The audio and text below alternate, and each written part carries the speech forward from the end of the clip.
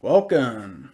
All right, guys, got a good one here for you today. Again, we're going to go over COVID. Jay Inslee just extended the lockdown for another week. We're going to talk about state by state comparison data, free states versus lockdown states to show difference in data modeling and how lockdown states are doing significantly worse in terms of health or protection against COVID than states or free states. And then we'll also be talking a bit about the Biden transition, Trump, and of course, like always, what I've been up to this week, what I'm doing. And then the other big thing that we're going to be going over in this video is the idea of civil disobedience. It's time to open back up, especially in Washington State. So we're going to talk about, what would a demonstration of mass reopening look like? If businesses, all the businesses, pick a date and say we're reopening, how that would be such a powerful statement to deliver to our government and to citizens to show that it's safe to go out. You don't have to be afraid, because let's be honest, it's unfortunate, that there's a certain segment of the population who are healthy but are afraid, and they need to get over that fear.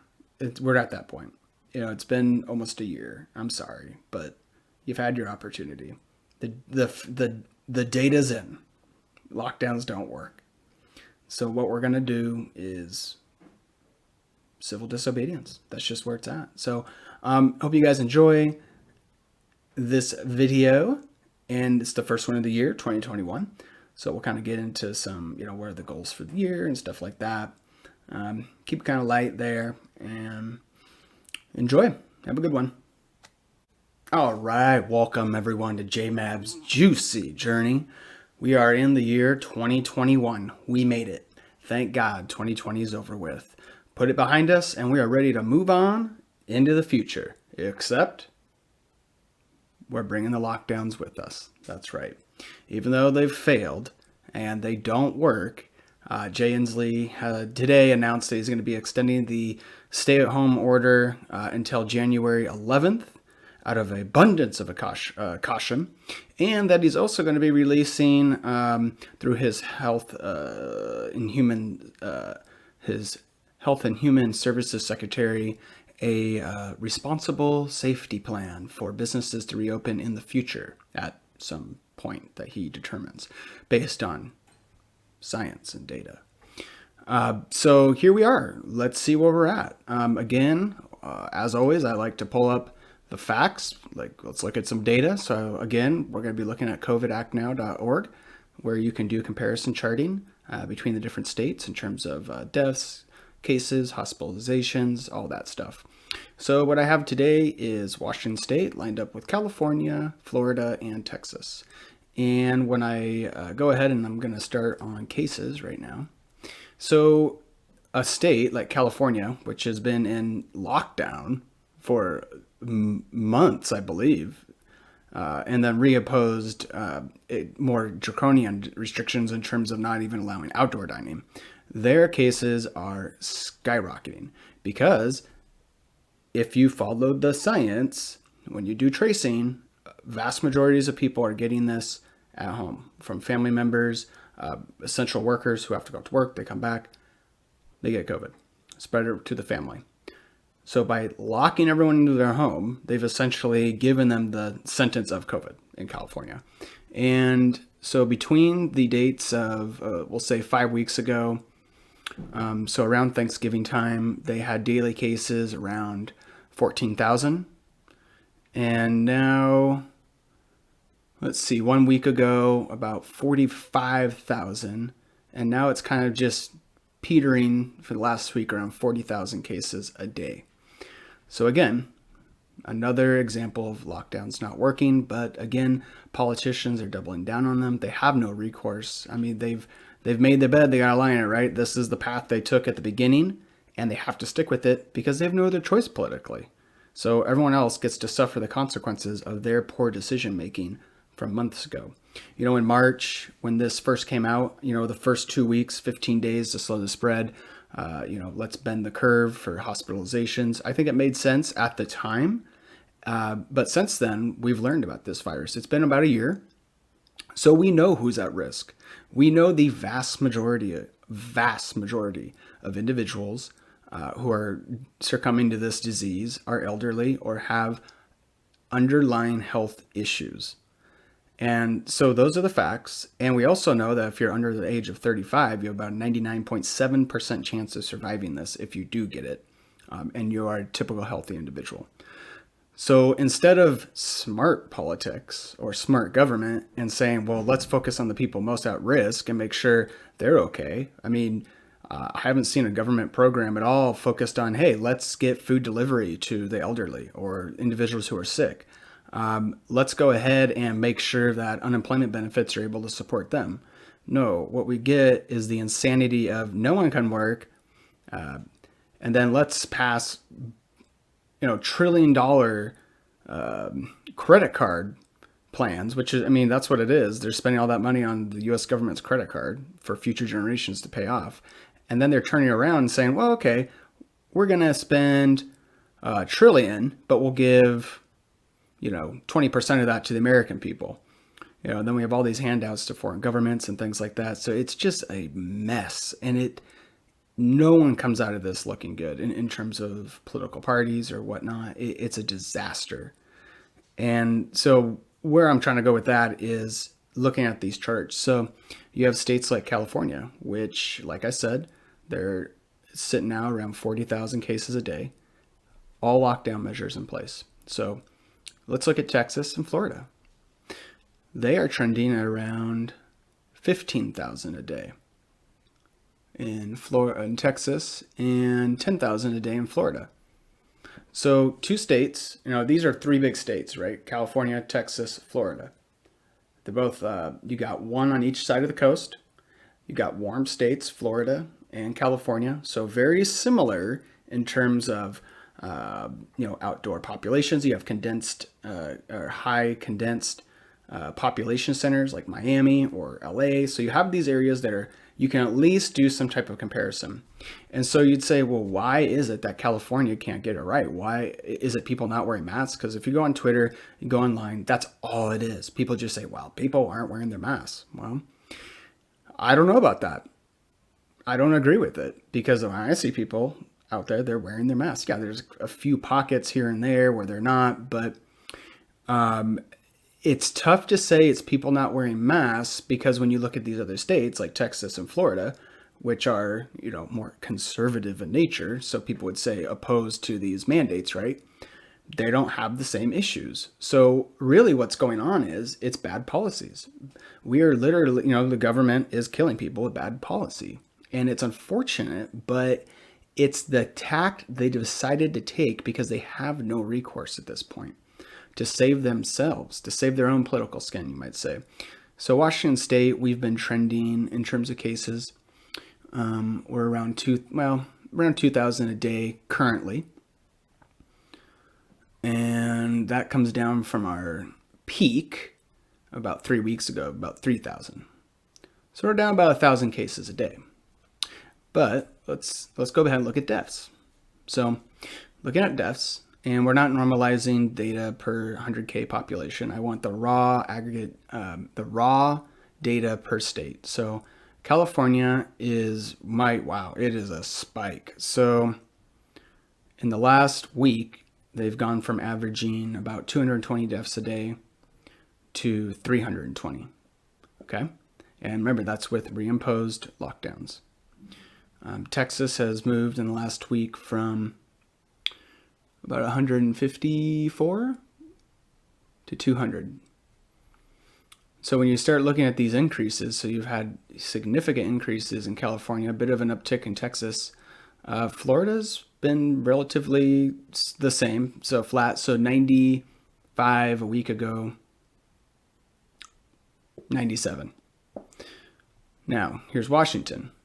16 a week ago, now we're up to 36. You say, well, why is that? Well, holidays, of course, are going to be part of that. There's also just general flu going around, which, I'm a believer that because of how these COVID deaths are counted, if you even have a tiny bit of COVID in your body, because remember they're doing tests post-mortem, and they'll just take a sample from you, and if you have any, they'll just say, well, that's a COVID death, even though you could have died. Literally, you could have died from something else, like could have died from a heart attack, and they'll say, well, we're going to count that as in the COVID category. So it's very misleading, some of these data points as well. So you have to really look through that when you're trying to analyze it. But from what I can tell, Washington's policies are not effective. So Jay Inslee essentially wants to extend a government policy that is contributing to killing people. And that's unfortunate because people are heeding his warnings. There's no one out mass demonstrating the opening of businesses. So what this means is we need a different course.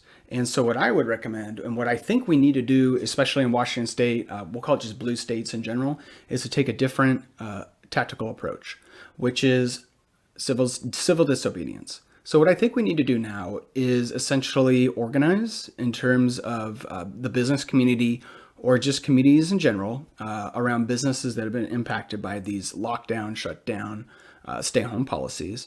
And what we need to do is organize and identify a date in the near future where we will have mass reopenings.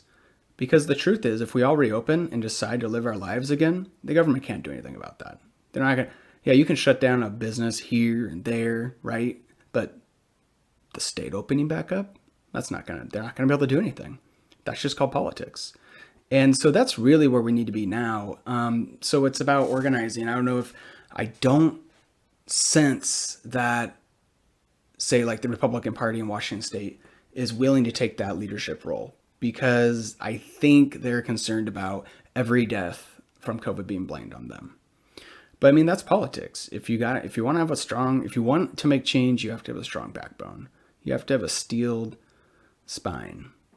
And this idea, this mass demonstration of civil disobedience to say, no, we're going to reopen safely with, mass social distancing, the things that are actually common sense, like wash your hands. Everything else, all these other crazy, draconian, tyrannical policies are nothing that's adding value. And it's unfortunate that we're being held to these standards because it's hurting people. It's hurting people financially. We all know suicides are up. Overdoses are up significantly. And it's unfortunate that we're seeing that because people want to put that to the side and say, well, but we're doing the right thing. People want to feel like they are doing the right thing, and I get that. But there also has to come a time when you realize that doing the right thing is not the appropriate thing to do. Doing the right thing is not always listening to someone who's been elected in a population, in a populist election, like, oh, hey, I'm the governor now, so I get to just do whatever I want because I haven't seen the legislature pass any of these rules, right? It's just mandates. And so I think we're at a point where it's time to push back. And so that's where I'm going to be putting my energy, is in trying to spin up and get more momentum and drive behind this idea of mass reopening, demonstrations of civil disobedience, and let's follow some of these open states, because they're, the free states, it's funny. It's interesting now. We have free states again, right? It kind of shows you where we're going in this country. So let's get the free states, let's follow their lead because they're doing it right. I mean, what are you modeling these policies on? And if you think they're effective, point to me where they're effective. Is it effective in New York? Is it effective in California? Is it effective in Washington? And you can say, well, we're preventing deaths. And I'd say, well, by keeping businesses closed and whatnot.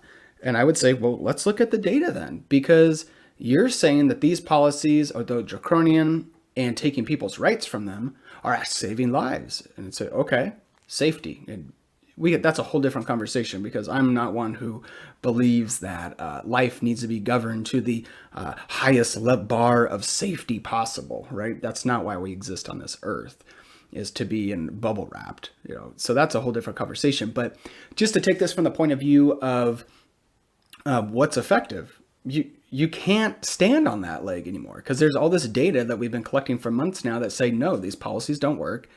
and you're doubling down on failure, and it's killing people. And that's unfortunate, but that's kind of where we're at right now. And so that's why I think it's really time to start pushing back and saying, no, we're going to have civil disobedience. We're not going to support these policies. We're going to push back, and we're going to reopen. We're going to reopen safely, but we're going to reopen, and we're going to do it on our terms. Because here's the thing.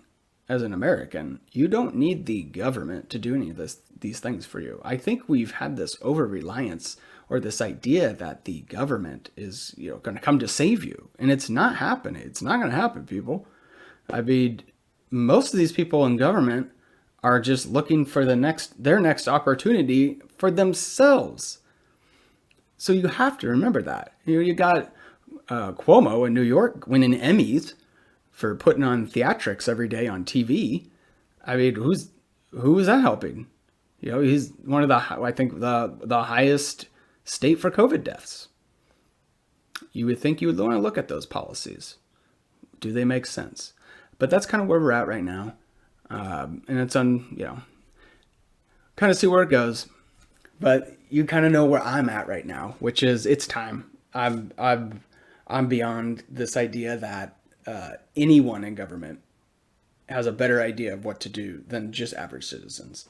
Because they don't. Dr. Fauci's been moving the goalposts for success weekly, essentially. At first it was don't wear a mask back in March, no reason to. Then you have to wear a mask. And the latest one, of course, was around the herd immunity targets for the vaccine. So it's just pretty stupid everywhere.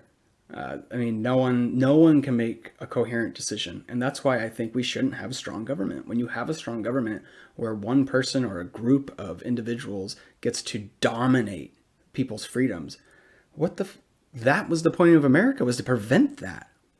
That is why we're here, is to be an example of freedom and say, no, we don't need this strong authoritative government that's going to come save us, because they're not. Look at all the authoritative governments around the world. All they do is suppress the truth. China, people want to point at China and go, well, they did it right. No, they didn't. They have people dying all the time from COVID. They are literally imprisoning Chinese citizens who try to self-report on COVID cases. So when you want to point at a country and say, well, they're doing it right, and you want to point at China, that's a bad move. Because those people will lie out their ass to protect their own self-interests. So what we need to do is take back our lives. That's the point we're at now. It's time to take back our lives in America. We're not going to let, these idiots and state capitals decide that, oh, you can go here or you can't do that. You can eat, you can't eat, you can work, you can't work. That is not going to happen anymore. So it's time for civil disobedience. It's time to stand up and say, no, we're going to push back. We've pushed far enough. This is not going to go down anymore. Not how you wanted to. You had 9 months. You had 10 months. You didn't do crap. No one prepared for a second wave. I heard about a second wave coming for how long? California did nothing. Nothing except double down on ineffective or counterproductive measures that hurt people. But that's why, we're in 2021, and that's why I have a new sense of opportunity. I like we're in a new year, and so I'm really going to go after it. That's my goal. I'm going to go after it and pursue it, because why not? There's no reason why we can't push back against illogical measures that hurt people. So that's what's going to happen. Also, as well, you might have noticed on my face, I have a little bit of a scar face going currently. I was wrestling with my dog, and he caught my eye. It's probably the day before New Year's. So I've had these lines coming down my face. So might have to trim his nails soon. Give him a bath today, flea medication. So we'll see. I might get onto that. We'll see what happens. But yeah, be careful when you play with the dog. Well, in reality, what really happened was he was on his back, and I was kind of just giving him some tickles. And then I decided to give him a little blow on his stomach, a little brrr, and he flipped out with his back legs and went real quick, and yeah, it caught my face. Luckily, my eye was kind of closed because it came right over my eyelid, actually. So could have been pretty bad, but I survived. No safety there, guys. Where was the government to help me? Otherwise, it's been pretty quiet. New Year's was a non-event, right? Like, there's nothing going on. So one of my goals as well for this year is to really re-engage socially. Like, a lot of, for whatever point, my traditional social groups are just, not, they're more virtual, I guess.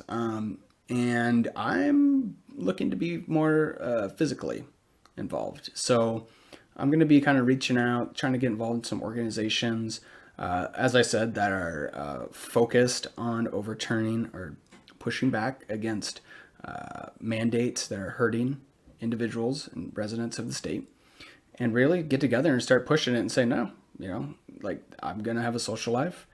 Everyone should. We're going to go out and do normal things and live life, because you can't live in fear. I mean, that's what you want. That's what these politicians want, as they continue the greatest transfer of wealth that's essentially ever occurred in American history, which has occurred this last year, of transferring money to the 1% and to the government, extracting it from the people. How are they doing that? Well, by implementing lockdowns and changing all these rules, they've essentially shifted the economy online, which is benefiting a lot of corporations, right? Amazon, Walmart's, things like that. And then as well as swiping the credit card. I mean, trillions and trillions and trillions in debt. This is going to affect your kids and your grandkids, because they're going to have to pay that interest off. So what does that mean?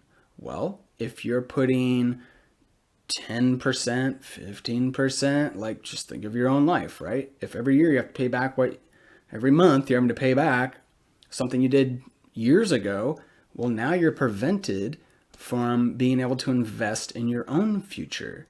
And that's what we're going to have here, is a really difficult time in the future, probably with a lot of inflation, because we're, printing money like crazy, and just giving that away to, financial institutions, which are then turning around at zero interest, and then turning it around and making people pay interest to get the money. It is insane. And I'm sure you guys have seen the statistic. If you haven't, it's quite interesting. I think it's kind of alarming that in the history of the United States, in the last, I think it's 10 months, we've printed like 20 to 25% of all the money ever created. Like, that's crazy. We are printing ourselves into oblivion, because, think of like Germany post World War I, right? They had such high inflation, the money was worth nothing. They were just sweep it into the ovens to burn it up for fuel. And that's essentially where we're kind of headed right now by doing this. It's very short-term thinking at the sacrifice of our country's long-term opportunity, not just as a country, but as individuals. And, it's helping play into the hands of this great reset, which is, of course, occurring right now. The World Economic Forum actually just timed up with Time magazine. It was in Time magazine, so you can call me a conspiracy theorist, but the World Economic Forum had a layout in Time magazine called The Great Reset. And what did it have to do with? A more socially conscious capitalism, right? Kind of like it's time to use this opportunity of COVID, like any people in power like to use these crazy events in our lives to totally ram shit down our throats, right? Think of the Patriot Act, Obamacare, all these things that occurred. So like during the Great Recession, we got Obamacare. And then after after 9/11, we got the Patriot Act. We're stuck with those things today, and the legacy that they've brought. And there's good and bad to both. I mean, obviously, it's a whole different topic. But what's coming now is essentially the end of the post-World War II order. So there's a new world order that's going to be coming online, which is essentially going to put America kind of in a box. in terms of leadership and economic reach, because essentially what they're trying to do with this Great Reset is change the rules of the road, you might say.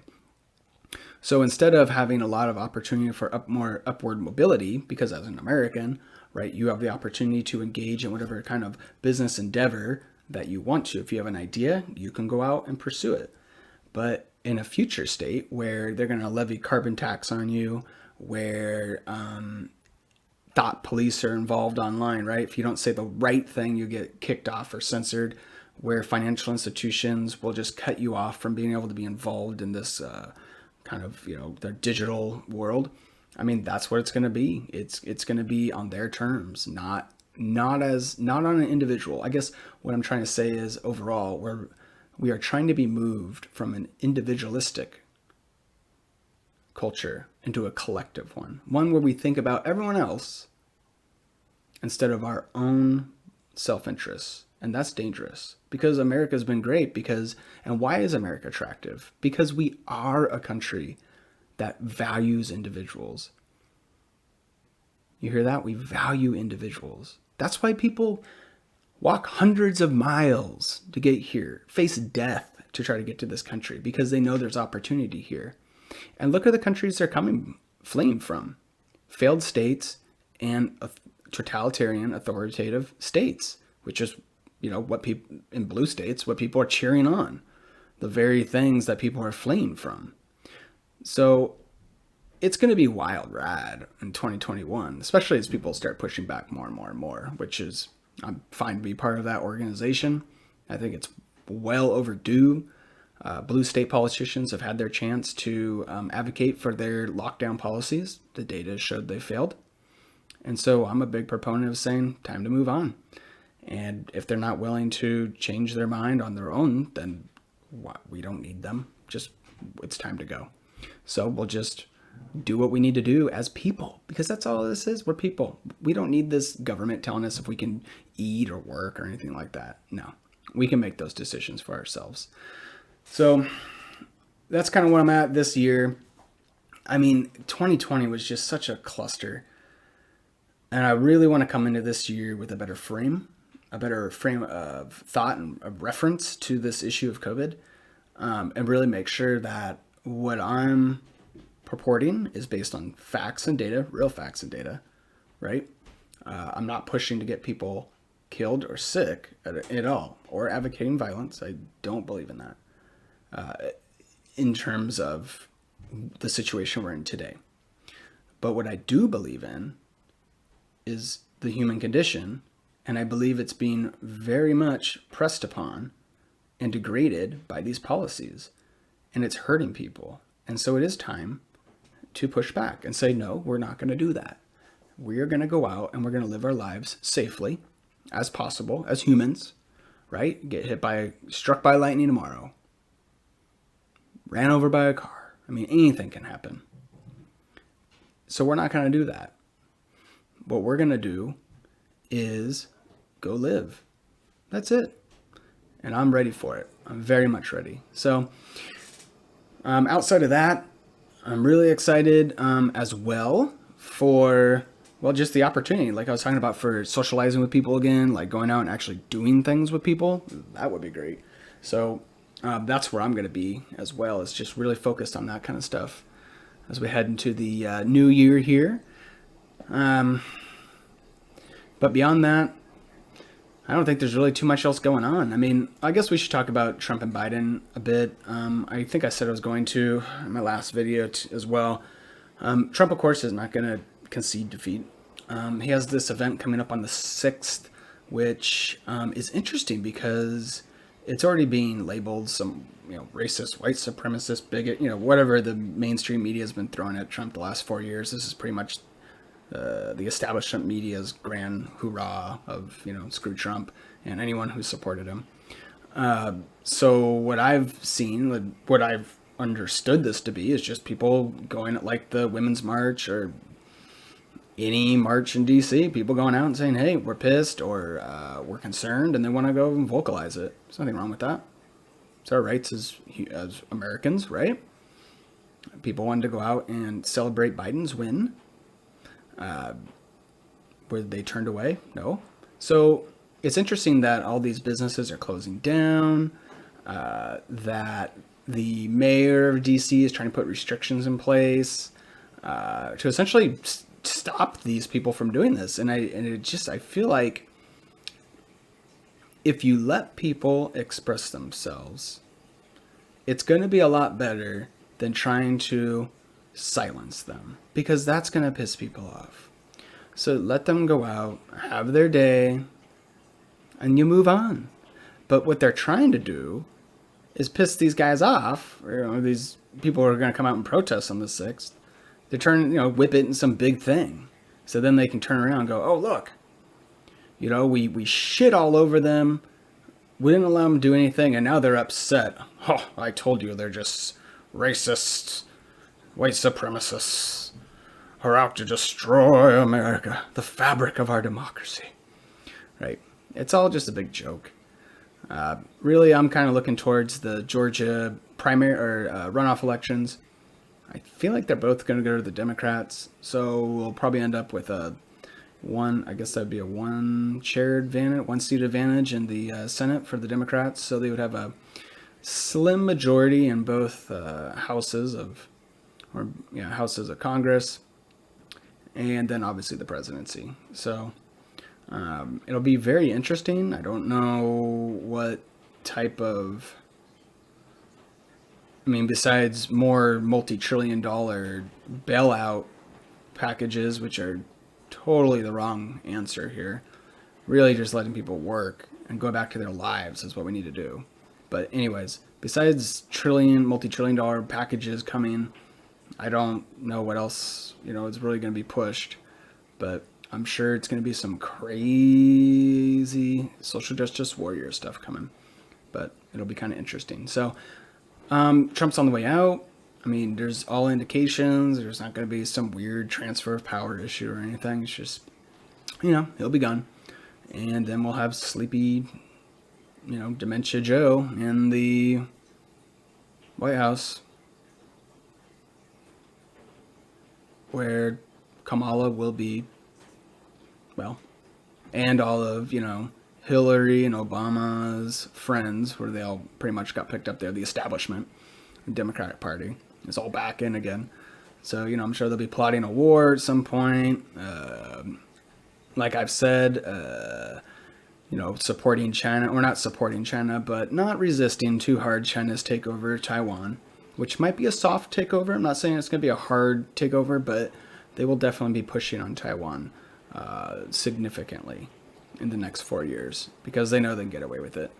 Beyond that, I guess, we'll get back into some great multilateral treaties or something that, we end up paying for it anyways. It's kind of interesting when we get into these treaties and it's like, China is committed to stop stealing America's intellectual properties. In return, America will cut its carbon footprint by 30% or something. And it's just like, wait a minute. So they really don't have to do anything. And I believe China is one of the top polluters of the world. They get to keep doing their thing. And we have to literally crash our economy, which we did this year anyways. Crash our economy for what? What's the value of this? Obviously it's all dollars at the end of the day. There's probably a lot of people who have a lot of self-interest in getting these policies passed, especially if they're in the industry, right? If you're in the solar industry or wind power, of course you want to see a reduction of 30% of the carbon footprint. That's cha-ching, baby. That's the government locking you in to be a millionaire. So we're going to have a lot of that coming up. But I think overall, people are kind of just exhausted from COVID, exhausted from the continual battles between Trump and the media and all of that. I think people just want a time out, something to reset, chill out, not have to be so engaged politically, and focus on their lives. And I think this is a great time to do that. It's the start of a new year. There's a lot of free states out there where people are able to go about their lives as normal. And the data shows that they're in a better, healthy position by doing that. So, like I always say, the best course of action that we could all be taking right now: vitamin D, go outside, get sun, work out, eat healthy, try to drink a little less. I mean, really, that's the keys to success. I mean, yeah, of course, social distance, wear a mask. Everything else beyond that, it's just politics. It's just theatrics to, demonstrate power. What was it? They had the mayor of New York on New Year's Eve, like at midnight or whatever, dancing in the streets of Times Square while it was empty. It was all shut down. Police everywhere.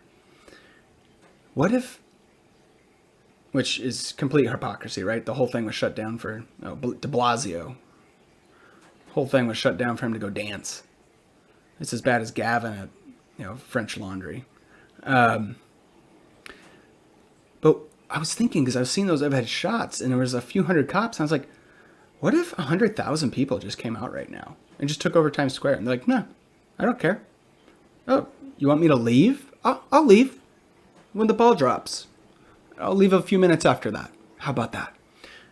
I mean, there was no resistance to mass protests all summer, right? So why would there be any resistance there? I say that's what I want to see start happening. If there's a football game, especially with the playoffs coming up, what's going to happen when 20,000 people show up to, hang out outside the stadium, have some fun? What are they going to do? Are you going to do? Send in the army? It's not going to happen. It's just time for civil disobedience. So that's kind of where I'm at right now. That's what I'm going to be advocating for. That's what I'm going to be organizing for. And that's what I will be promoting as the next course of action in terms of returning America and American lives in all states, not just free states, to a point that is at least recognizable of what it is to be an American. So with that, like I said, have a good time. I'll probably come back, do something after the post, after this thing in DC on the 6th, see kind of what happens there. For myself, had a good 4-day break. It's Saturday, so go back to work Monday. So just working on the house, getting things wrapped up for winter and stuff like that. And took all the Christmas decor down today. And man, the house always looks so empty, because you have these lights everywhere, got the tree popping, and then you take it down and it's just like, ugh, everything's just so bare. So I'm probably going to want to do a little decorating as well, add a little pop to the house a bit. And then of course, when it's not rain, wind, and dark at 4:30, for a couple, for at least a day, get outside and do some more work out there. I found this power line that was coming out of my house, an external outlet, right? And it was just a cord coming off, and I never really paid attention to it. So I started following it the other day, and it went.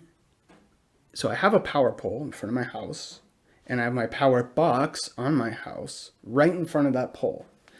And then my power poles, the ones I know of already, are all there. I don't know of a lot of circumstances where power comes from two different poles, but right now I have, and that's all buried underground, so it comes down, it's buried underground all the way up to my power box, and there's obviously a tube. The wires come up into the power box. Well, this one was only about, couple inches under the dirt, so I started following it, and so my the power pole that most of my stuff comes off of is on one side of my house, and there's another pole 20 feet past my house on this side. Well, I started following it, and I was like, oh, well, maybe this is like a ground light, right? Like maybe it was just abandoned a few years ago and I'll find the end of it. Well, no, I started following it and following it and following it, and it goes back to this other power pole. So I don't know what it is, because the box where at my house, there's just a little outlet. It's just like a normal outlet. There's one half of the outlet is like a power outlet, and then the other one is a switch, on off, on off. Well, that on off doesn't work the normal outlet. I have power from my house because I can see how it's wired going into that box to power that. This on-off switch is for that ground wire going to this other power pole, but it does nothing. So if I turn it off and turn like all my appliances off, even like the 240s, like furnace, oven, microwave, stuff like that, stuff that's really pushing juice, it makes no difference in the house. So I have no idea what this is. So I'm gonna have to call the city because I don't. It's not metered. I don't know what the heck's going on. So yeah. Anyways, long and short, that's something I gotta go figure out. That's gonna be fun. There's always something weird when you're in an older house, right? You're always finding something. So I also got my collectible box up on my wall. And I have all the first gen Star Wars toys on there in terms of release. So my 1977 collection. I'm very excited for that. That's up and going. It looks great. And yeah, had a good Christmas, good family time. And like I said, now I'm ready to get back in the game after a few days off and really just start hammering. I'm ready to get engaged, get involved, and just have a good time. Because, I want to see us to get back. I want to see us live again. Ultimately, that's what I think this is all about. So, yeah. So with that, everyone take care. Have a good one. Happy New Year's. Stay safe, stay merry, and I'll hope to talk to you guys again soon. Peace.